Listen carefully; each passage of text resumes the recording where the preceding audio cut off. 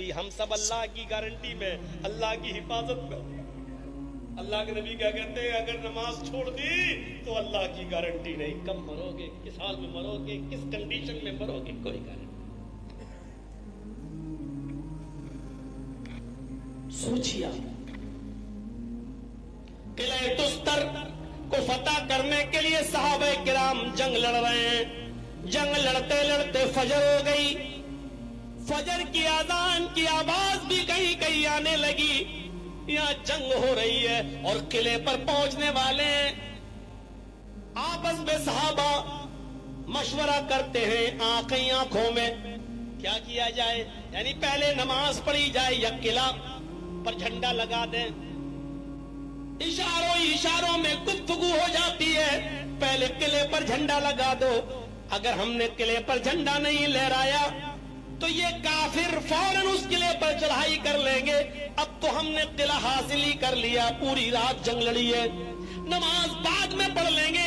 اگر ابھی نماز پڑھنے میں لگ گئے تو یہ کافر قلعے تک پہنچ جائیں گے۔ اشاروں میں گفتگو ہو گئی اور سارے صحابہ پل پڑے ان کافروں کے اوپر اور ان کو بھگا دیا، اور قلعہ پر اسلام کا جھنڈا، محمد رسول اللہ کا جھنڈا لہرا دیا۔ لیکن جس وقت وہ جھنڈا لہرا رہے تھے، قلعے پر اسلام کا جھنڈا پھہرا رہے تھے، اسی وقت سورج طلوع ہو رہا تھا۔ جلدی سے صحابہ کرام نے تیمم کیا، کیونکہ پانی تو تھا نہیں، اور تیمم کر کے نماز ادا کرنے لگے۔ سورج نکل چکا تھا، فجر کی نماز سورج نکلنے کے بعد ادا کی جا رہی ہے۔ جنگ کی وجہ سے، جہاد کی وجہ سے فجر کی نماز جماعت کے ساتھ ادا نہیں کر سکے۔ قلعے کو فتح کر لیا، جیت لیا، جھنڈا لہرا دیا۔ اب اس کے بعد میرے بھائیو فجر کی نماز ادا کی جانے لگی۔ غالباً عبداللہ ابن عباس رضی اللہ تعالیٰ عنہ فجر کی نماز پڑھا رہے ہیں اور صحابہ آپ کے پیچھے فجر کی نماز ادا کر رہے ہیں۔ جب سجدے میں جاتے ہیں، عبداللہ ابن عباس کی آنکھوں سے گرنے والے آنسوؤں سے زمین تر ہو جاتی ہے، زمین بھیگ جاتی ہے۔ جب سلام پھیرتے ہیں تو صحابہ نے دیکھا زمین پر آنسوؤں سے زمین تر ہے، زمین بھیگ چکی ہے، زمین گیلی ہے۔ پوچھا عبداللہ اتنا رونے کی ضرورت کیا تھی، اتنا کیوں رو رہے ہیں، وجہ کیا ہے؟ تو حضرت عبداللہ ابن عباس فرماتے ہیں جب سے میں نے نبی کے ہاتھ پر ہاتھ رکھ کر بیعت کی ہے اور جب سے میں نے نماز پڑھنا شروع کی ہے، میں بچپن سے نبی کے ساتھ نماز پڑھتا رہا، اتنا بڑا ہو گیا، جنگ جیت لی، فتح کر لی، یہ میری زندگی کی پہلی نماز فجر کی، یہ میری زندگی کی پہلی نماز فجر کی جو سورج نکل بعد میں پڑھ رہا ہوں۔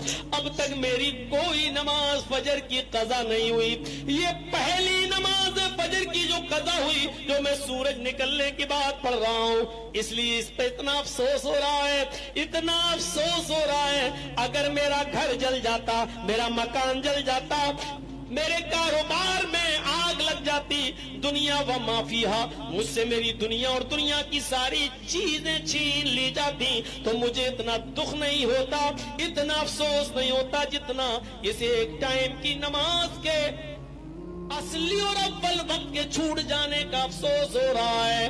میرے بھائیو جنگ بھی اسلامی لڑ بھی رہے ہیں تو دین کے لیے، جان بوجھ کر نہیں چھوڑی ہے، اور اس لیے چھوڑی کہ اگر جنگ لڑنے میں، اگر نماز پڑھنے میں لگ گئے تو یہ کافر جیتی ہوئی لڑائی بھی ہرا دیں گے اور قلعے پر جھنڈا لہرا دیں گے۔ اس لیے انہوں نے سوچا کہ پہلے قلعے پر جھنڈا لہرا دو اور اس علاقے کو فتح کر لو، اس لیے لڑے بھی اسلام کے لیے۔ لیکن افسوس دیکھو اتنا ہو رہا ہے، ایک وقت کی نماز وہ بھی بعد میں پڑھ لی، پھر بھی افسوس ہو رہا ہے کیونکہ وہ نماز سورج نکلنے کے بعد پڑھی ہے، اس لیے افسوس ہو رہا ہے۔ ہم اپنے قریبانوں میں جھانک کر دیکھیں اور غور کریں، ہماری فجر کی نماز کتنی ادا ہوتی ہے اور کتنی نمازیں ایسی ہیں ہماری جو ادا ہی نہیں ہوتی ہے۔ ہم جمعے جاتے ہیں اور پڑھ کے چلے آتے ہیں، جمعے کے دن بھی فجر تک کی نماز ہم سے ادا نہیں ہوتی ہے۔ غور کرو، ایک एक वक्त की नमाज छूटी थी वो भी जिंदगी में, और छूटी नहीं थी वो भी सूरज निकलने के बाद पढ़ ली थी। फिर भी अफसोस, इतना अफसोस कि आंखों के आंसुओं से जमीन तर हो गई, और उसके बावजूद रो रहे हैं कि मुझसे दुनिया और दुनिया की सारी चीजें छीन ली जाती तो मुझे इतना दुख नहीं होता जितना दुख आज हो रहा है।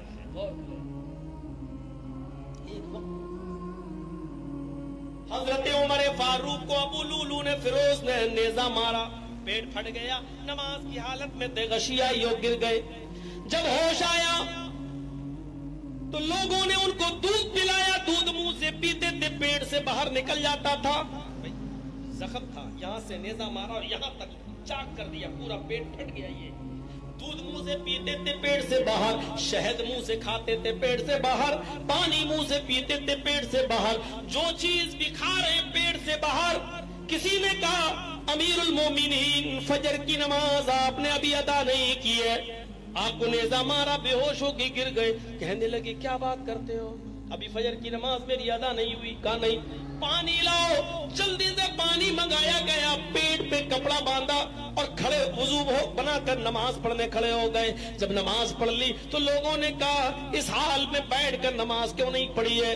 फरमाया मैंने अपने नबी से सुना है जब तक खड़े होकर पढ़ने की ताकत ना हो तो बैठकर नहीं पढ़ना चाहिए, और जब खड़े होकर पढ़ने की ताकत ना हो तो बैठ के पढ़ो, और बैठ के भी पढ़ने की ताकत ना हो तो लेट के पढ़ो, और लेट कर भी पढ़ने की ताकत ना हो तो इशारे से पढ़ो। फरमाया आपने तो पढ़ भी ली, लेकिन अगर आपके इंतकाल के बाद अगर किसी और मुसलमान का पेट फट जाए, खाना पानी शहद दूध सब पेट से निकलने लगे, तो इस हाल में क्या उसको नमाज पढ़ना पड़ेगी या इस हाल में उसके ऊपर से नमाज माफ है?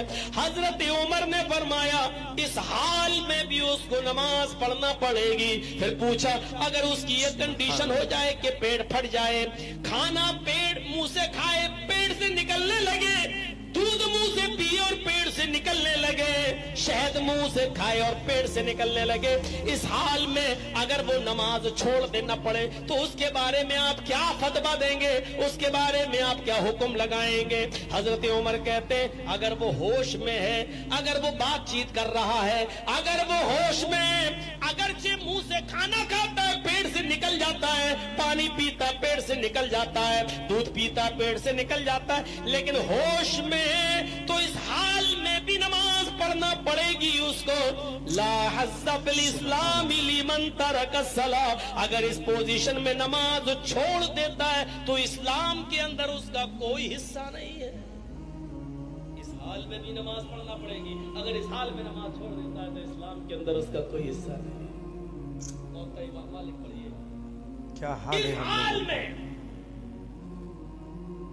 ईमानदारी के साथ हाथ उठवाएं कि फजर की नमाज जमात के साथ कितने लोगों ने पढ़ी है, तो लोग कहेंगे मौलाना साहब मत कर, दिल में सोचेंगे अल्लाह करे कि ऐसा न करे, वरना सब जिन्होंने पढ़ी होगी वो तो खुश हो रहे होंगे, जल्दी उठवाएं हम सबसे पहले उठाएंगे। सुभान अल्लाह। इस वीडियो को ज़्यादा से ज़्यादा शेयर करें अपने दोस्तों को सदका जारिया समझकर। अस्सलामु अलैकुम।